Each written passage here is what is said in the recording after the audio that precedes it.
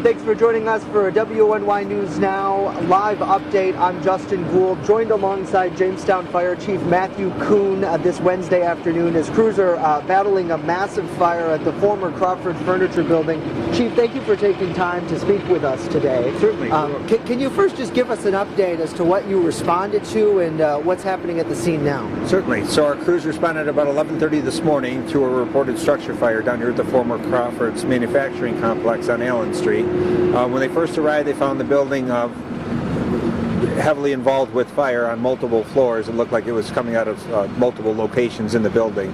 So they set up a defensive operation due to the heat and the smoke conditions at that time. As you can see where we're at now, we're getting to the point, since the building has collapsed down and the bulk of the fire has been knocked down, it is under control.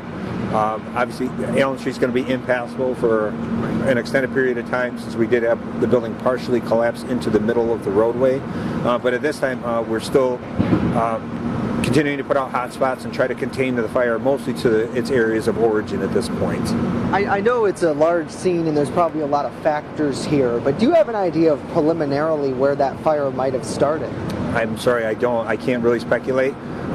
There was a lot of fire showing when the crews first arrived here, so we have done pre-planning on this building before. It is a large complex. It's an old building, so our crews are certainly familiar with what the layout was down here and how to set up in case we did have an incident that occurred at this location. And I know we've talked about that previously, that with big structures, especially one like this that was abandoned, I believe it was even deemed unsafe for people to go inside. You have that tactical plan. How important is it to have that laid out to be able to respond to something that we're seeing come to life in front of us? Certainly. So a lot of the pre-planning stages, the reason that we do that is so we're familiar with what is going on. We may not know what's going on inside of the building, but at least from the exterior on how the firefighting operation could presumably go if there was an incident. Those things are invaluable, like I said, because at least it gives us that baseline knowledge. So when we do come down to fight a fire in a facility such as this, that we know where the water sources are at, where the safest places to go. As you can see kind of now, we're kind of set up at all four corners of the building. The corners are generally the safest areas to be because we're out of the collapse zone. And then as the incident unfolds, a lot of it is protecting the surrounding properties, make sure there's no exposures that get involved, and also trying to keep everybody safe. Now I know one aspect, I wasn't here early on, but I know you were and our crews were. It looks like the fire did spread to some structures that were just to the left adjacent side of it? Yeah, so they're all part of the same complex. Unfortunately, the fire had grown to the point where those structures did get involved. We've done our very best to try to keep it from growing any further beyond where its area of origin was. Unfortunately, right, there's only so many places we can be at the same time. Thankfully, though, nobody was hurt, even though it did spread to those other structures. So regrettably, they were involved, but we were able to hold the fire right there without any other loss of property. And at this point, I know we don't want to speculate, but that human aspect of it, I think, is something a lot of people are looking forward to. You don't believe there has been any injuries at this point or anybody who was inside?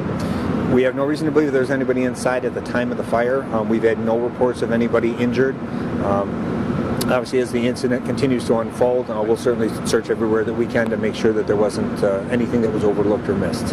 And on this point, you mentioned it's gonna be a while before things kind of get back to normal here. I could already just seeing Allen Street behind us, several bricks, hundreds it looks like are out there. What's next in the few hours and then days for this scene? Well, as we continue to kind of regroup and demobilize, if you will, our next most instant thing is to have some equipment come in. We're going to obviously have to start pulling some of the building apart in order to be able to fully extinguish it. There's a lot of debris. The debris field is large, as you can see. Certainly it's dangerous to try to go in there and walk around or move anything around by hand, so we'll be bringing in some heavy equipment to assist us with that. Going forward over the next few hours, our neighboring departments that still continue to be on scene with us, we're going to work to try to get them demobilized so we can get them back to their stations, and then you'll see our equipment remain down here for the duration of the incident, and we'll start rotating our own personnel around. Due to the weather conditions, it is somewhat cold today. Right? We'll make sure that everybody stays warm, hydrated, and certainly as safe as they can possibly be at a scene like this. And I know that mutual aid has been a big help. We saw that there were a lot of area fire departments. It looks like, I'm just counting offhand, like Falconer, Celeron, both are providing their aerial ladder trucks. Can you give us an overview of kind of who's here and how vital is that? Because obviously Jamestown only has so much equipment, so much manpower. That's correct. So the initial response was 2 engines and ladder 1 from Jamestown. I can't thank our surrounding agencies and the County Fire Service enough for the assistance they do provide us. You are absolutely correct. This incident obviously overwhelmed what our available resources were. We did do a full recall for any available person from Jamestown Fire Department to come in and to help staff our other equipment as well. And then we've also had Celeron here, we've had Falconer here. There's more agencies that I can even list off the top of my head, but we had a huge response from the County Fire Service, including the Fire Coordinator's Office, the Office of Emergency Services. We had some hazmat representatives come down. New York State DEC has assisted us, as has the BPU.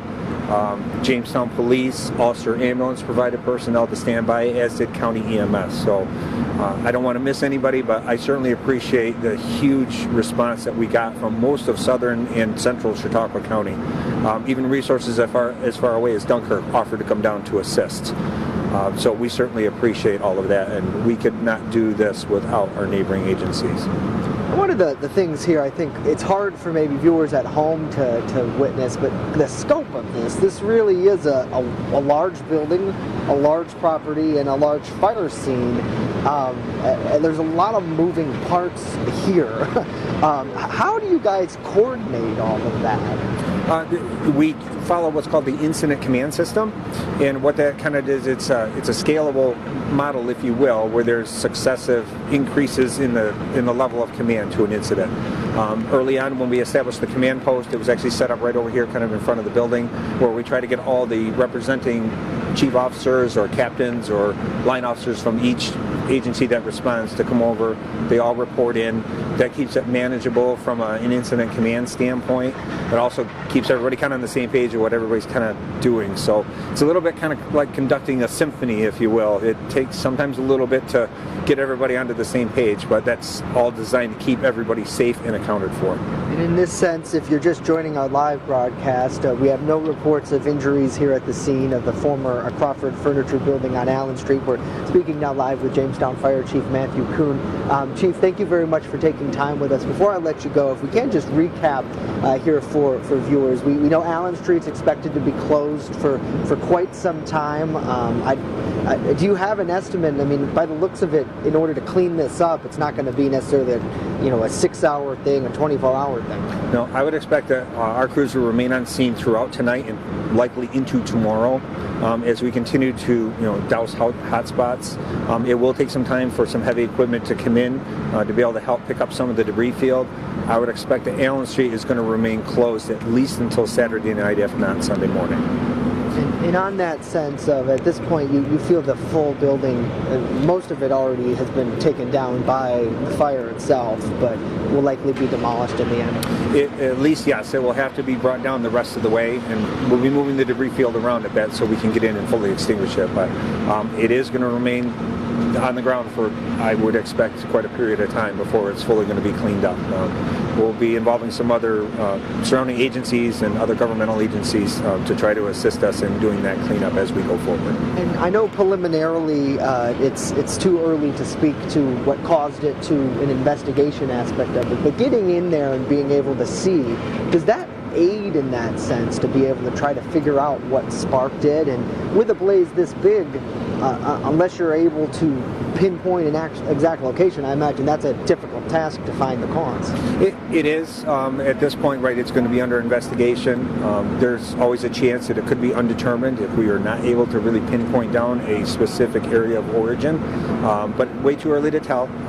Certainly I want to have the investigators have their chance at taking a look at what the scene is and obviously reviewing all that preliminary information on what's occurred from the start of the incident up to the current points. So getting in there later once the fire is extinguished or to the best of your ability, will investigators generally have the chance to be able to peek in there and see for themselves? They certainly will. Well, obviously, we want to make sure that the fire is fully extinguished before they go on to do that, so they're not certainly getting into a more dangerous condition than what it already is.